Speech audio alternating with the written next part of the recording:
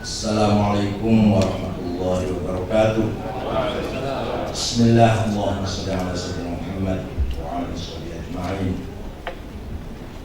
Senior saya yang saya hormati Bapak Kiai Haji Mubarok, saya mahasiswa, beliau sudah menjadi abhaj di Saudi Arabia, akan sangat dekat dengan mahasiswa. Ketua PBNU Bapak Dr. Haji Masyhur, Bapak Dr.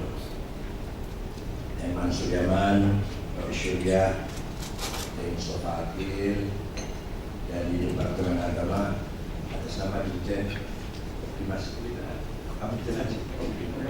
Haji, saya hormati Kanwir baik, Kanwir. Kanwir Komandan DKI, Ketua SBIU yang juga Kiai Mustafa Akhir, Kiai Hafidz At-Tazani, Ketua Panitia Penyelenggara beserta pekerja yang saya hormati. Mengelola sebuah organisasi keagamaan itu harus berangkat dari bahasa santrinya ya ikhlas, bahasa yang bukan santrinya harus memiliki integritas yang maksimal.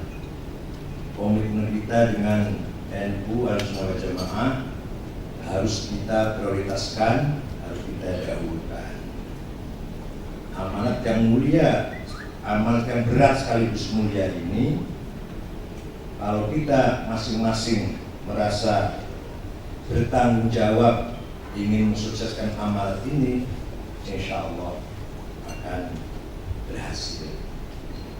Apa yang dikhawatirkan oleh Kiai Mustafa Akhir tadi bisa kita tangkal, bisa kita tolak dengan maksimal yang kita lakukan dalam membimbing para jamaah umroh dan haji. Yang kedua, kita harus menangani organisasi proporsional dan profesional.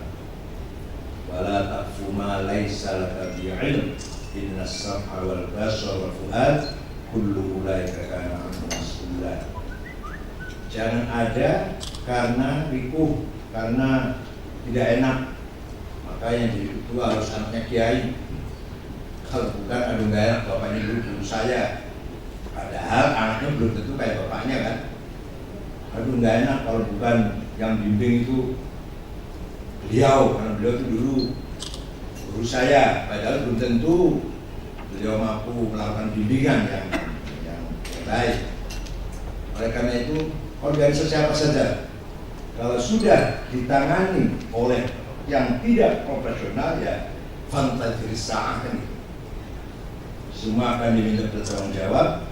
Inna sam'a wal basara wal fu'ad, visi misi kita, agenda kita pasti akan dipertanyakan, dipertanggungjawabkan. Yang ketiga, masalah ghanimah. Kalau PBNU ghanimah khasiat. Masalah ghanimah hal yang sangat wajar, sah-sah saja. Yashhadu manafi'a lahum. Zaman dulu pergi haji sambil bawa binatang kurban, orang-orang Arab dijual ketika di Arafah dan Mina, ketika di Mina pas hari kurban itu, gak apa-apa, sah-sah saja. Artinya ketika kita memberikan khidmah pelayanan kepada jamaah haji dan kita mendapatkan ghanimah halalan walau ghairu thayyibin, yang thayyiban bahkan nggak ada, udah nggak ada. Halalan thayyiban itu nggak ada. Halalan ya walau ghairu thayyibin itu sah-sah saja.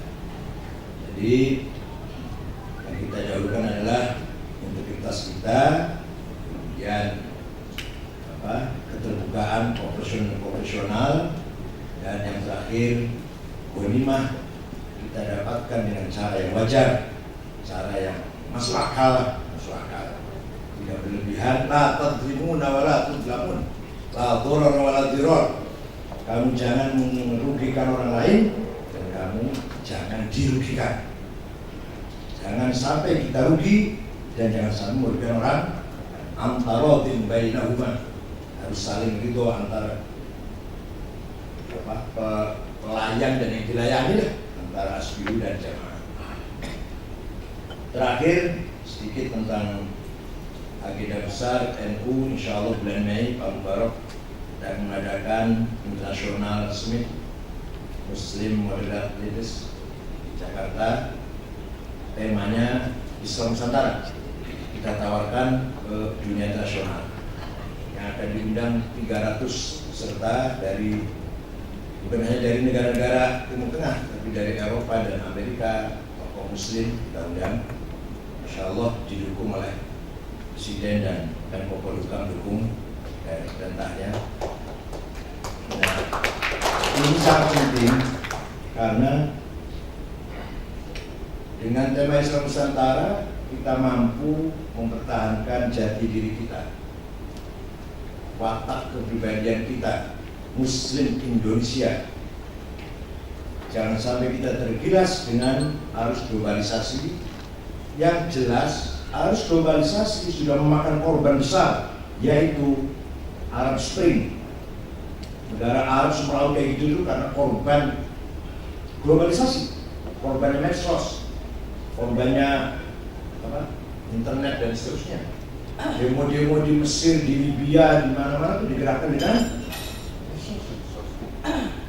Saya nggak mengatakan siapa yang benar, siapa yang salah, atau siapa yang benar Husni Mubarak atau demonstran yang salah, tidak. Tapi bahwa di Arab seperti sekarang terjadinya adalah korban era globalisasi. Antara lain dengan kemajuan canggihnya IT itu, internet itu, sehingga menggerakkan para demonstran, digerakkan dengan Twitter atau apalagi Facebook, hanya SMS bukan. Nah, WA. Nah, oleh karena itu Islam Nusantara kita kesempatan sekali kita membanggakan diri. Pilihlah Indonesia, wahai orang-orang Arab.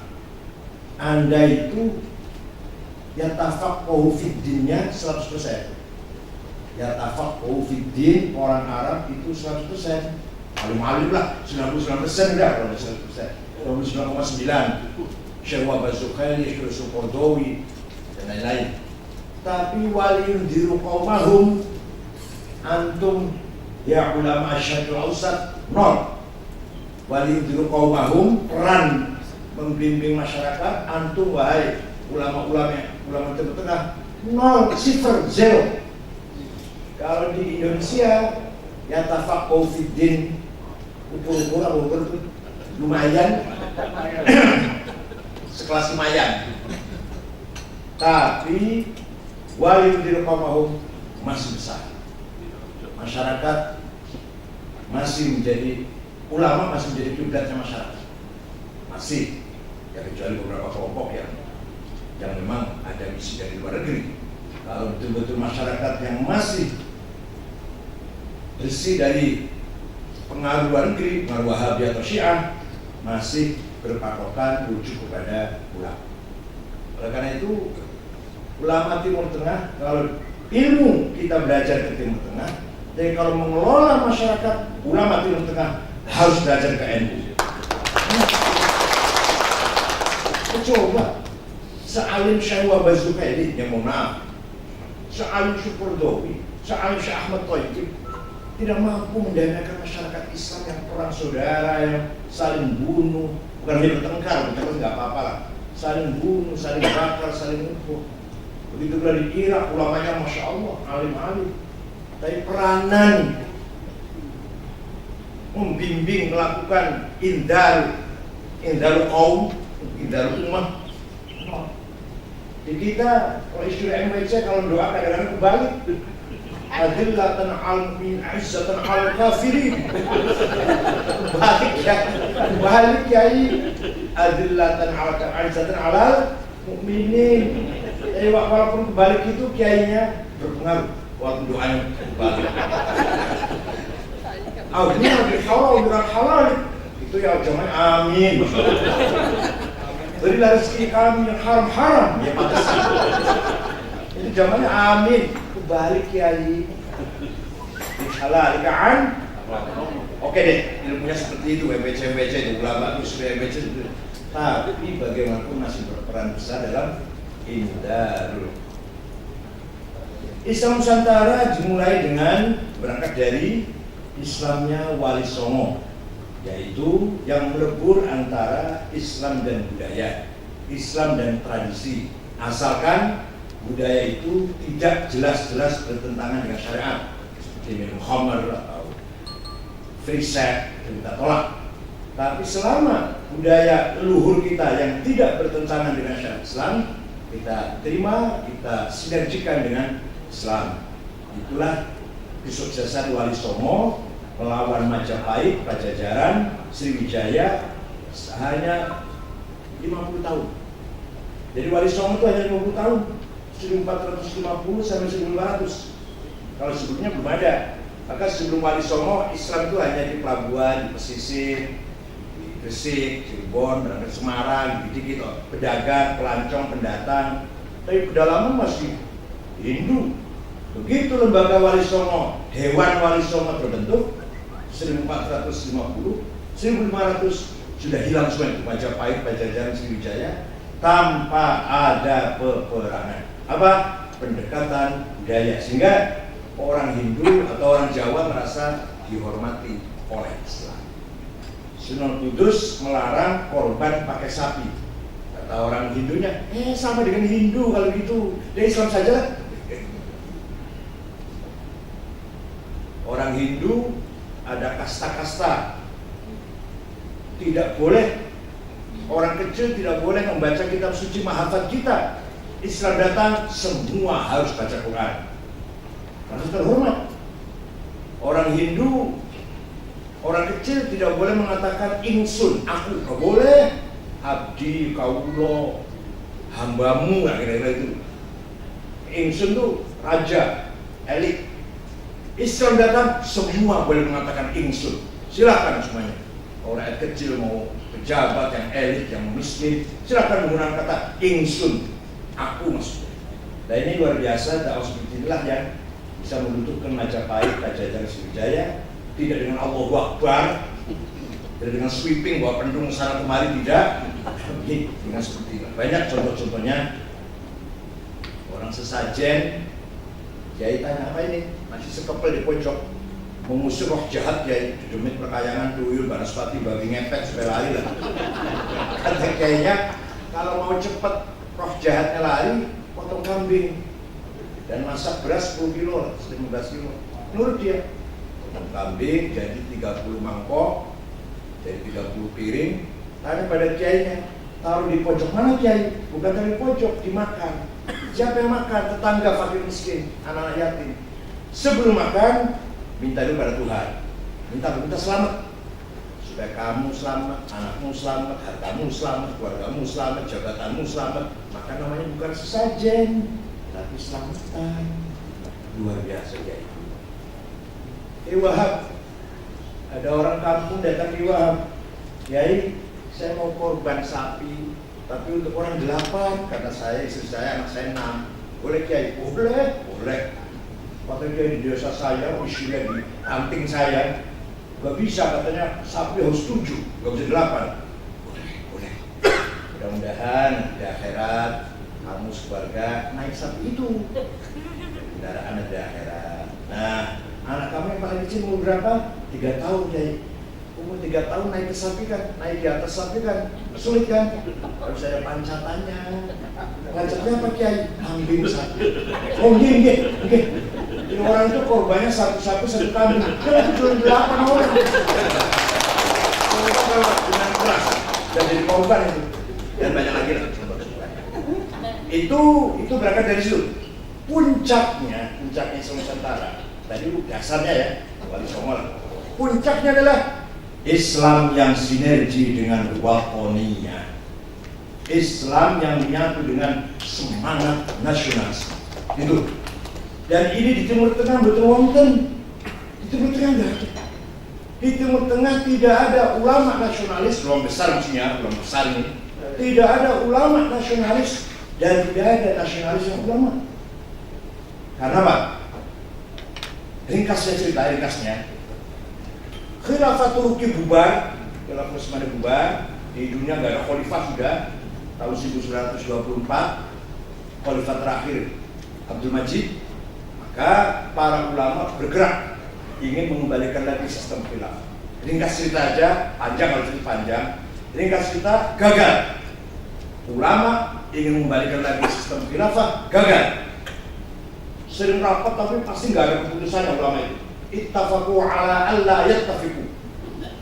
Mereka sepakat untuk tidak sepakat. Nah, muncullah ideologi nasionalisme kebangsaan.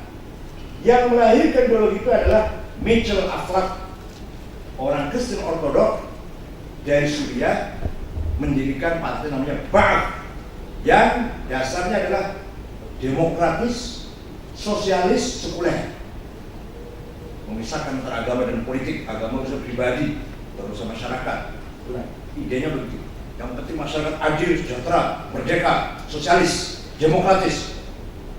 Michel Aflaq, menantunya Golda Meir, Perdana Menteri pertama Israel setelah Aflaq, mengkaji beberapa anak-anak Arab, anak-anak pemuda-pemuda Arab, berhasil.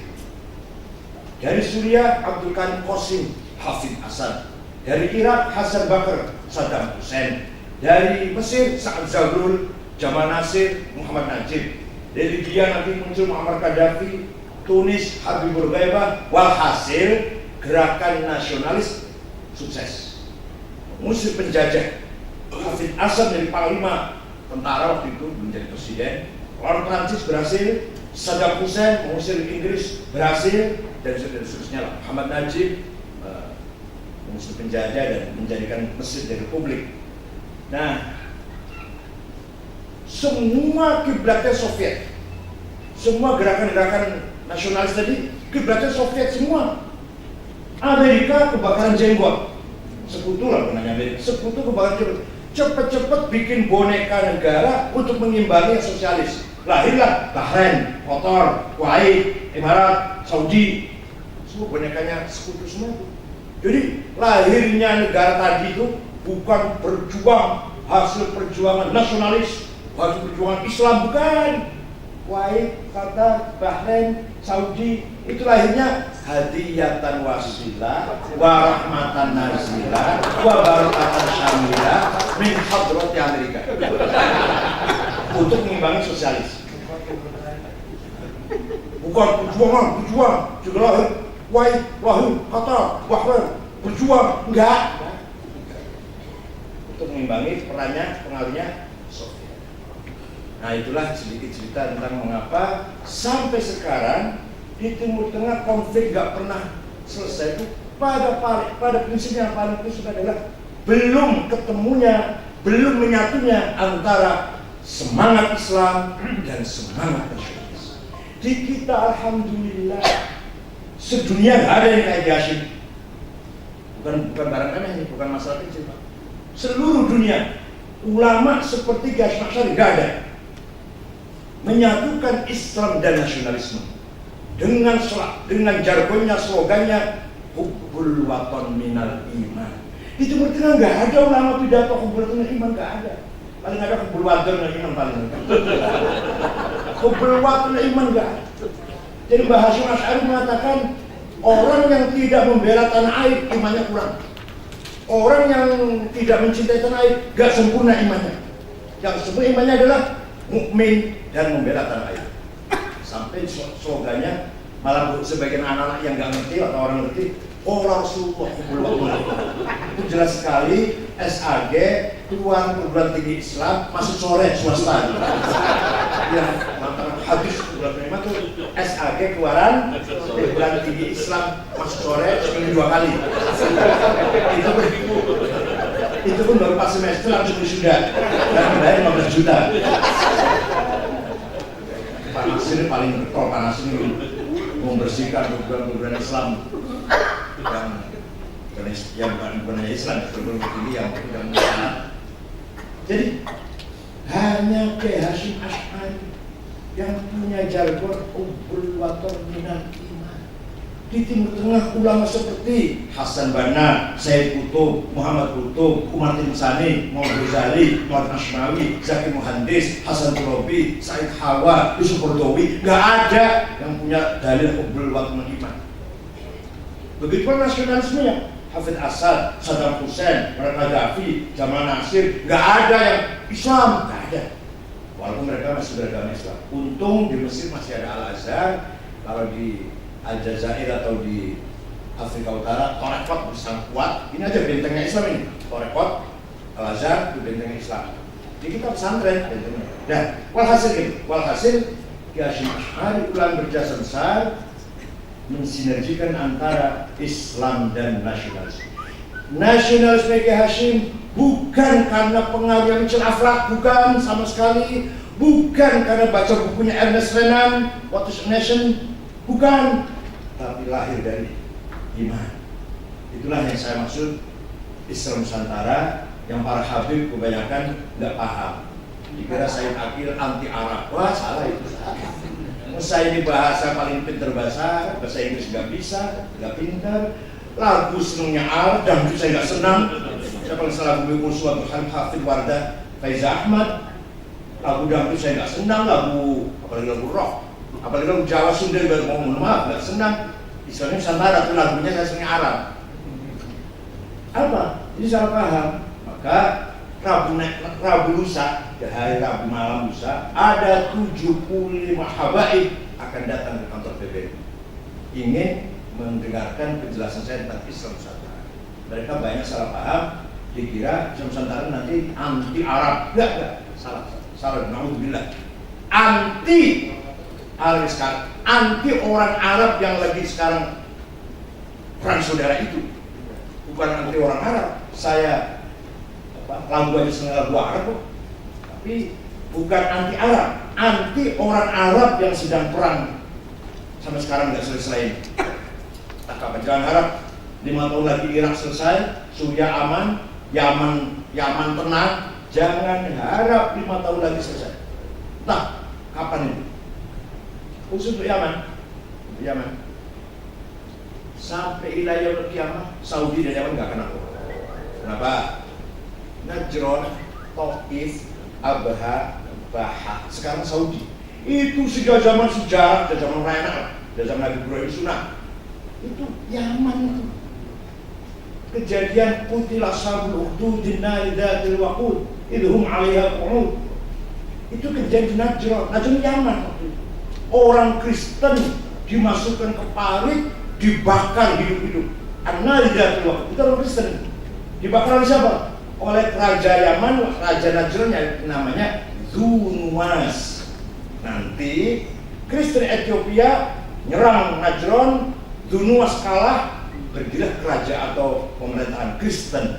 Siapa rajanya? Aryat mati, diganti oleh raja yang baru, siapa namanya? Abroha. Abroha ini nanti akan nyerang Ka'bah dengan pasukan. Itu kalau tahu nggak pernah ngerti sejarah. Akhirnya cuma di kokul kita ada wahilal gila. Baju bagus dari kanan rong sunatan ketemu, rong khitanan lah, 2 alat khitan. Wahilal gila. Yang ngaji itu ya penting, itu penting juga. Tapi ya jangan itu saja, sejarah harus paham. Jadi Najron itu diabadikan dalam Al-Quran sebagai kerajaan Yaman yang terjadi ketika Dunwas membakar orang-orang Kristen. Nasara Najran, qutila ashabul ukhdud an-nari dzatil waqud idhum 'alaiha qu'ud wa hum 'ala kulli syuhud wa ma naqum minhum illa ayyuhum billahi al-'azizil hamid. Apa dosanya orang Kristen dibakar oleh Dunwas? Gak ada dosanya kecuali satu, beriman kepada Allah. Salahnya dosanya cuma itu kata Al-Quran. Nah ini sejarah sejak zaman itu Najran itu Yaman dan masuk Saudi. Ila yaumil qiyamah Saudi dan Yaman gak akan selesai. Wah belum yang lain, cerita yang lain belum. Wah kasih itu saya contohnya. Jadi kita alhamdulillah Gus Dur walaupun jadi presiden cuma 23 tahun, 23 bulan, menyelamatkan NKRI. Ketika itu Papua minta merdeka, Aceh minta merdeka, Riau Haji Tabrani namanya tokohnya minta merdeka. Gus Dur keliling ke luar negeri, kata DPR waktu itu, presiden pesir terus ke luar negeri, mana mungkin pesir, mata aja nggak lihat. Ke luar negeri itu, kalau ke negara-negara Arab, Kuwait, Qatar, Saudi datang semua itu, Gus Dur, Mesir, apa mintanya? Kalau Aceh ingin merdeka, jangan Anda bantu. Ya. Kalau ke Amerika, ke Eropa, ke Afrika yang bukan Islam lah. Kalau Papua ingin merdeka, jangan Anda support. Alhamdulillah, Gus Dur berhasil keliling dunia mempertahankan NKRI. Hanya penjabat hanya 23 bulan. Apalagi kalau 23 tahun, luar biasa. Syukran, selamat rapat kerja pada Asbiu. Ini cuma segini kan? Cuma segini. Lalu saja ya. Mudah-mudahan rapat kerja ini membawa berkah bagi Asbiu sendiri dan bagi Nahdlatul Ulama. Dengan ini saya Ketua PBNU membuka secara resmi rapat kerja Asosiasi Bina Haji dan Umroh Nahdlatul Ulama Asbiu.